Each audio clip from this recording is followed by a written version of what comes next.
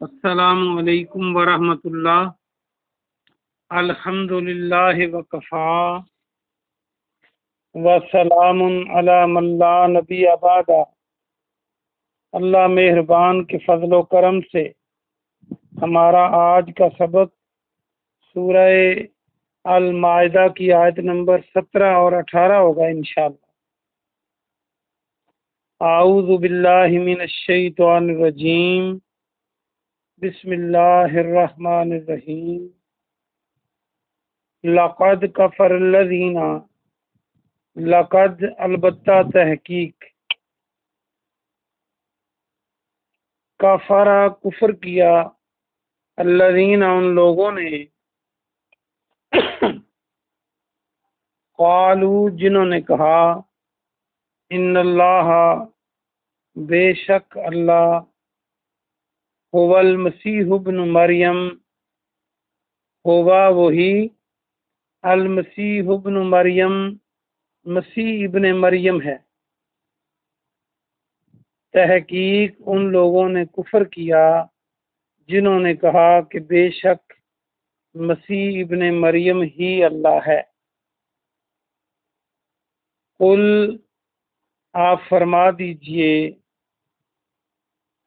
فمن تو کون، فمن یملک من اللہ، یملک اختیار رکھتا ہے، یملک یاد رکھنے کے لیے میم لام کاف، ملک یا مالک،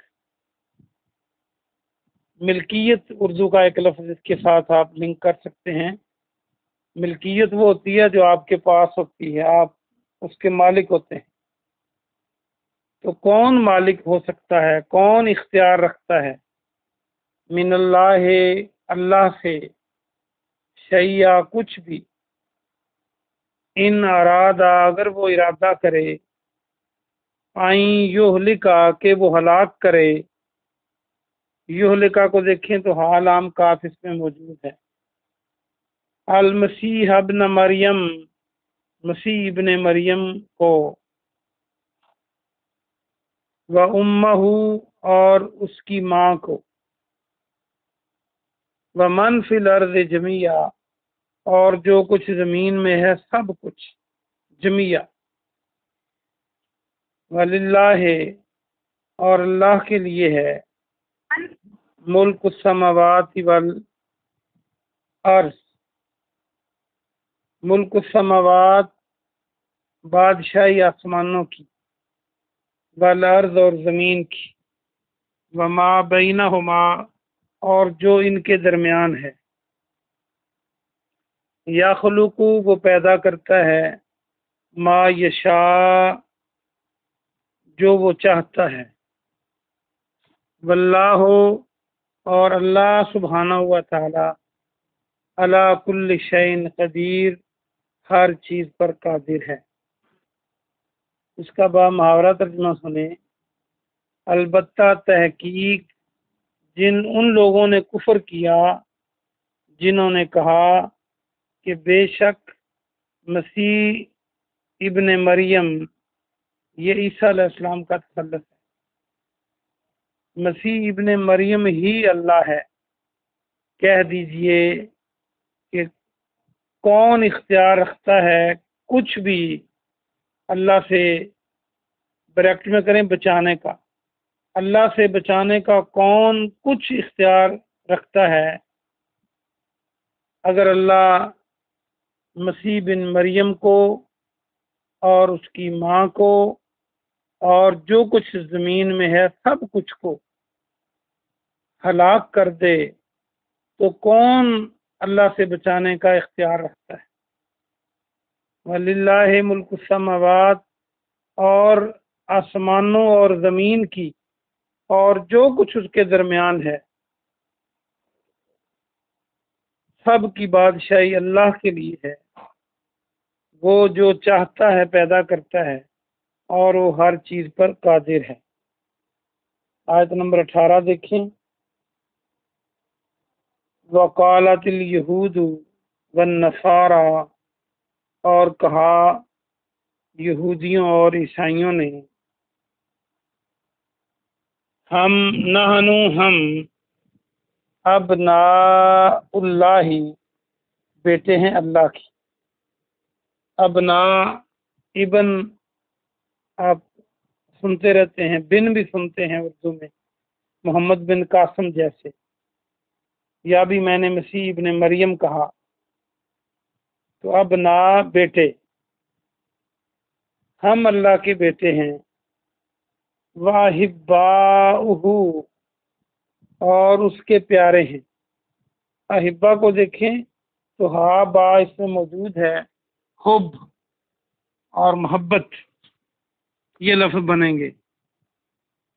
قل کہہ دیجئے، فرما دیجئے، محمد صلی اللہ علیہ وسلم بریکٹ میں کریں، آپ کہہ دیجئے، فالما تو کیوں، یعذبکم وہ عذاب دیتا ہے تمہیں، بے ذنوبکم تمہارے گناہوں کے بدلے، بلکہ تم بشر ممن بشر ہو، انسان ہو، ممن ان میں سے جو خلق اس نے پیدا کیے، یغفرو وہ معاف کرتا ہے، لمن یشاء جس کو وہ چاہتا ہے، ویعذب اور وہ عذاب دیتا ہے، من یشاء جسے وہ چاہتا ہے. وَلِلَّهِ مُلْكُ السَّمَاوَاتِ اور اللہ کے لیے ہے بادشاہی آسمانوں کی، والارض اور زمین کی، وما بینہما اور جو ان کے درمیان ہے، وَإِلَيْهِ الْمَصِيرُ اور اسی کی طرف پلٹ کر جانا ہے. مسیر لوٹنا، یہ لفظ آپ پہلے بھی پڑھ چکے ہیں.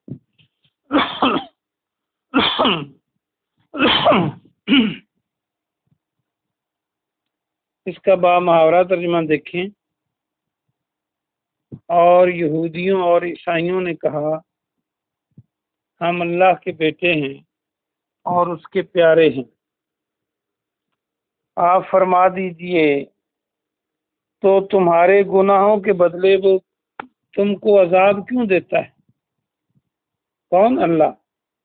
بلکہ تم ان انسانوں میں سے ہو جن کو اس نے پیدا کیا ہے. وہ جسے چاہتا ہے معاف کرتا ہے اور جسے چاہتا ہے عذاب دیتا ہے. اور آسمانوں اور زمین اور جو کچھ اس کے درمیان ہے وہ اللہ ہی کے لیے اس کی بادشاہی ہے، اور اسی کی طرف پلٹ کے جانا ہے، اسی کی طرف لوٹنا ہے. یہ آج کا سبق ہے، آسان ترین سبق ہے. آئیے ہم اس کی تفسیر دیکھتے ہیں. اللہ فرما رہا ہے کہ وہ لوگ کافر ہو گئے، البتہ تحقیق میں بہت زیادہ سٹریس اور زور پایا جاتا ہے. جیسے انہ ہو، اس کا معنی بے شک ہوتا ہے. یہاں پر دو تحقیقی نشانیاں ہیں، لام اور خط. تو بہت پکی بات ہے یہ. اللہ فرماتا ہے کہ وہ لوگ کافر ہو گئے جنہوں نے کہا کہ مسیح ابن مریم یعنی عیسیٰ علیہ السلام ہی اللہ ہے. اب اگر کوئی یہ کہے کہ عیسیٰ علیہ السلام ہی اللہ ہیں تو وہ کافر ہے. آج کے جدید دور میں کئی لوگ کہتے ہیں کہ ان کو کافر نہ کہو، البتہ یہ اللہ قرآن میں کہہ رہا ہے، کیونکہ اللہ ایک ہے، واحد ہے.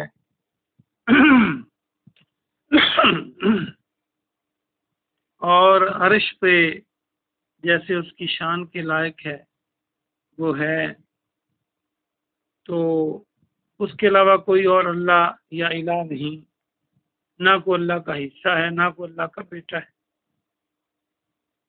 جو اللہ کی ذات میں کسی اور کو شامل کرے تو وہ کافر ہو. یہ نہیں کہ صرف عیسیٰ علیہ السلام کو، کسی بھی اور کو کرے گا، اللہ کے فرشتوں کو، اللہ کے نبیوں کو، اللہ کے نیک بندوں کو، تو وہ اسی زمرے میں آئے گا۔ آگے دلیل کے طور پہ اللہ نے فرمایا کہ پیارے نبی آپ ان سے پوچھیں کہ اگر اللہ یہ ارادہ کر لے کہ وہ عیسیٰ علیہ السلام کو اور ان کی ماں کو اور جو کچھ زمین و آسمان، جو کچھ زمین میں ہے، سب کو ہلاک کر دے گا، تو کوئی ہے جو اللہ سے بچائے؟ اگر ان کی ماں یا عیسیٰ علیہ السلام یا زمین کے اندر کوئی اور اللہ ہوتا تو پھر وہ ہلاک ہونے سے بچ جاتا، تو اللہ چاہے تو کچھ نہیں بچے گا۔ آگے فرمایا زمین و آسمان کی اور جو کچھ ان کے درمیان ہے اس کی بادشاہی اللہ کی ہے۔ اب خود ہی دیکھیں، جو مالک ہو وہ جو چاہے کرے، اور مالک ایک ہو اور کوئی اٹھے اور اس مالک کے مقابلے میں کوئی اور لا کر کھڑا کر دے تو پھر وہ کافر کیسے نہ ہو؟ اسی کی مخلوق میں سے اس کا حصے دار بنا لے تو پھر یہ اور اس سے بڑا کفر اور شرک کیا ہوگا؟ آگے فرمایا کہ جو وہ چاہتا ہے پیدا کرتا ہے،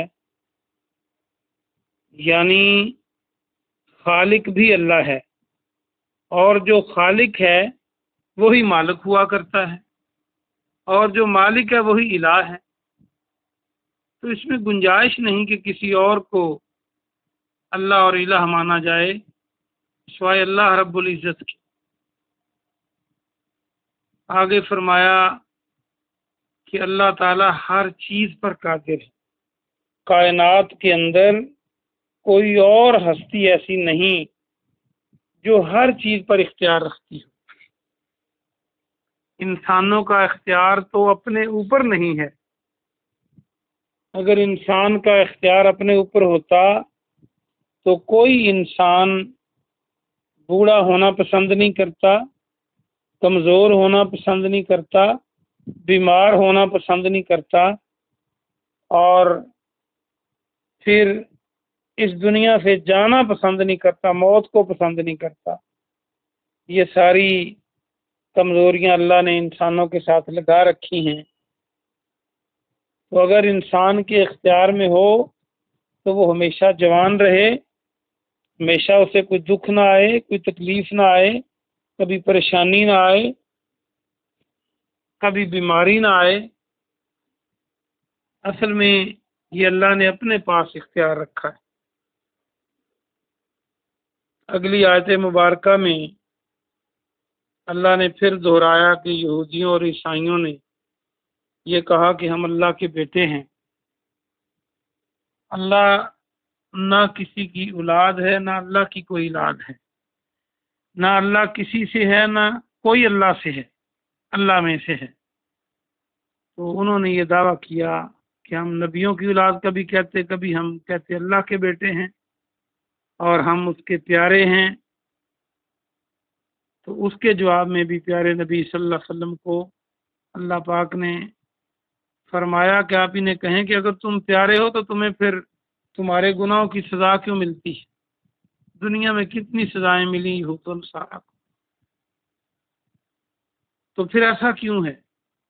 اور آخرت میں بھی ایسے لوگ عذاب سے دو چار ہوں گے، بلکہ فرما دیا کہ تم ان انسانوں میں سے ہو جن کو اللہ نے پیدا کیا ہے، اور اللہ جس کو چاہتا ہے معاف کرتا ہے، جس کو چاہتا ہے عذاب دیتا ہے۔ یہ بھی عین عدل پر مبنی ہوتا ہے، اللہ کی منشا پہ مبنی ہوتا ہے۔ اللہ بہتر جانتا ہے کس کو عذاب دینا ہے، کس کو معاف کرنا ہے۔ کون عذاب کی پوری تمام حجتیں پوری کر چکا ہے، اور کون عذاب کی طرف جاتے جاتے بھی اللہ کی طرف رجوع کرتا ہے اور اس کو بچا لیتا ہے۔ اور پھر بات وہی دہرائی کہ زمین و آسمان اور جو اس کے درمیان ہے وہ اس پر اللہ کی بادشاہی ہے، اور سب نے کہیں بھاگ کے نہیں جانا، پلٹ کے اللہ کی طرف جانا ہے۔ تو پھر ایسی باتیں کیوں کرتے ہو؟ ہمیں بھی اس میں سبق ہے۔ مسلمانوں میں سے بھی بہت سے لوگ ایسے ہیں جو کہتے ہیں جی ہم تو آخری نبی کی امت ہیں، اب ہم نے کلمہ پڑھ لیا بس ہم تو اللہ کے پیارے ہیں۔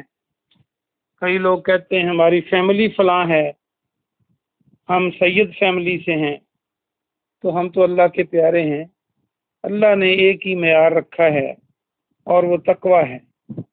جو اللہ سے ڈرے، اللہ پہ ایمان لائے، ایمان کے تقاضے پورے کرے اور نیک اعمال کرے، وہ اللہ کے ہاں زیادہ عزت والا ہے، جتنا زیادہ ڈرنے والا ہے اللہ سے۔ اور اگر یہ خوبیاں کسی میں نہ ہوں تو خواہ وہ کسی قوم سے تعلق رکھتا ہو یا کسی امت سے تعلق رکھتا ہو، اللہ کو اس کی پرواہ نہیں۔ قریش خاندان کو اللہ نے چنا اور پھر قریشیوں میں سے حضرت عبداللہ کو چنا، پھر ان میں سے جناب محمد رسول اللہ صلی اللہ علیہ وسلم کو چنا اور آخری نبی بنایا، سب سے اللہ افضل بنایا۔ ثابت ہوتا ہے کہ قریش خاندان دنیا کے تمام خاندانوں سے اللہ کو زیادہ پسند ہے، لیکن قریش خاندان میں بھی جو لوگ ایمان نہیں لائے، جنہوں نے نیک عمل نہیں کیے، اگرچہ اس کا نام ابو لہب کیوں نہ ہو، پیغمبر علیہ السلام کا چچا کیوں نہ ہو، تو وہ بھی رعایت کا حقدار نہیں ہے۔ اللہ پاک سے دعا ہے کہ اللہ پاک آپ کو اور مجھے عمل کی توفیق عطا فرمائے۔ سبحان ربک رب العزت عما یصفون وسلام علی المرسلین والحمد للہ رب العالمین۔